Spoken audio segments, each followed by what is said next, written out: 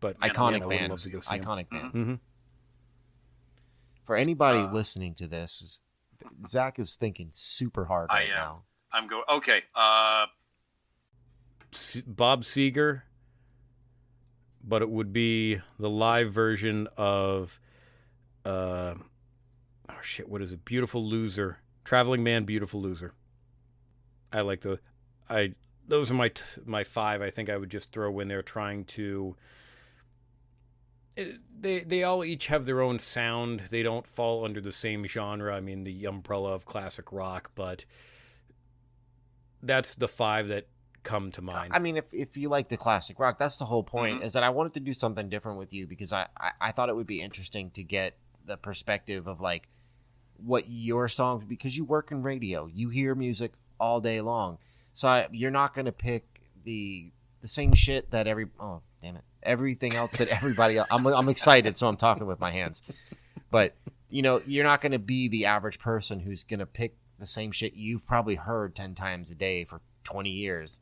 So I just thought it was cool. And so anybody who wants to get to know Zach better, go listen to all the songs he listed. And I really appreciate you coming on here, man. I got to be honest. I was very intimidated to ever ask you. What?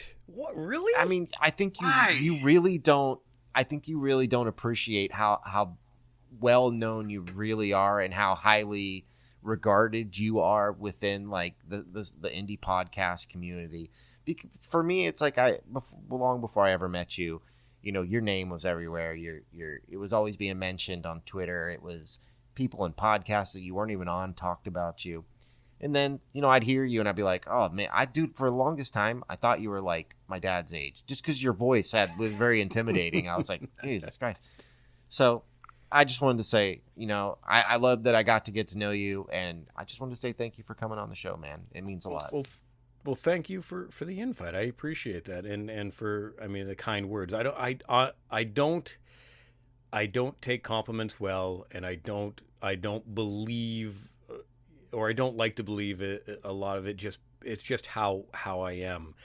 But I very much appreciate that. I don't look at myself that way. I'm here because Mike, Jer, and Mark over at Neatcast had me on, and then I got Twitter to help support their podcast. And from there, it's continued to grow, and I continue to try and help support other indie podcasts and all the families that I've met in all these great podcasts, which you start naming them, it takes too long to name all of them because there's so many great people. And it's been a fun ride, and I just love it. And I love going and doing things like this where I meet someone who's really cool, who's got a great, unique message and podcast of its own. And you wanted to have me on it. That's such a great honor. Thank you, because I look at it as I don't even have my own podcast. I'm just the podcast whore who's jumping from You're Mr. Podcast. I'm the podcast bicycle, and I ride around Twitter, #podcast, and there's Zach. There he is, riding on by again. Yeah, but you do such a great job on them. And where could everybody reach out to you, or where can they find you? Or actually, I have one more question. Sure. Your show, like your actual radio show, can it be found on like iHeartRadio? Like, could I go on there and find your show and listen to it?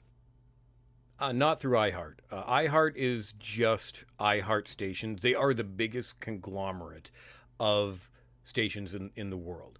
My radio station you can find on TuneIn. We have our own mobile app, and that's at thehawkrocks.com. The station is 104.9 The Hawk, and I'm on weekdays 3 to 7. People can stream it.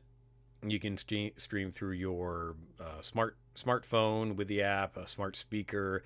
A lot of terrestrial radio is doing that to make ourselves accessible, because people don't always listen to the radio, or they may not have a signal in their office, but they can stream us through their phone or PC. And we have streamers all over the world. I usually try to grab locations every time I'm on air, and I like to name a few in America, a few that are overseas. I always wonder if Vinny's listening because there's always someone in around the England area. Maybe. And I could see Vinny yeah, listening. it could be. I have no idea. He's never commented whenever I mention England, but it's always just a general area. So I could be saying the area, and he's going, "Oh, there's some wanker over there listening, and it's not me." Screw you, Zach. What the hell? I'll be looking. I'd like to check out the show. I don't know if you want people hitting you up, but where can people find you? I'm most active through Twitter, at least podcasting wise, at ZackDeuce.com. And it's Zack Deuce because my actual name exists as Twitter, but somebody else has it. And because there already was a Zach on the Neatcast, and Mark and Jer just started calling me Zack Deuce, as in Zach 2. So that's that's just what it became. Was all right. Well, I guess this will be my Twitter handle. Oh shit! Now we're like 2,000 followers almost later, and it's still that great. Okay, 1,000, man, that's incredible. I'm slowly crawling up. I mean, there's some. I mean, you talk about me again being helping indie podcasts. I very much appreciate that. But there are some incredible people out there that do what I do and do it even better. That are dedicated to highlighting local podcasts. Jeff the podcast father, his entire podcast, he's just highlighting local podcast. Project Podcast with Pixie. Oh yeah, I'm on there. She's incredible. She does spaces every Wednesday, like 1 to 3 Eastern Standard Time. That's where, if you're a podcaster, jump in those spaces because it's always podcast oriented. Shout out to Pixie. She was actually the first person that I came in contact with on Twitter when I was just about to give up on this idea of a podcast because I was having such a hard time. And that episode of Project Podcast that I'm on is the actual conversation where she's trying to help me so I don't quit. Nice. She is such a down to earth, just real person. I don't know her beyond my interaction with her with podcasting, but everything has just been so incredibly, she's been so supportive of everybody, and she's helped me with trying to develop my persona and everything through Twitter and podcasting. And if you can find anybody, if you're a podcaster and you find anyone who's been podcasting longer than you, which is practically everybody, that we've all been doing it for maybe a year, but there's people that have been doing this for 5 to 10 years, pick their brains and ask questions. I mean, shout out to all the pandemic podcasters. Oh yeah, there's so many of them. Absolutely. Well, Zach, thanks again for coming on, man, and hopefully I'll get to talk to you again this week in the spaces. I'll be around somewhere in the space. Thanks, Zach. You have a good night, man. You too. Be safe. Appreciate you. Thanks for listening with Zach. Go check him out on every platform you can find him on. He's a very humble guy, but he's pretty amazing. I'm super honored that he came on. But, hit me up if you'd like to come on the show. breakonthroughpod@gmail.com. And folks, have a nice night.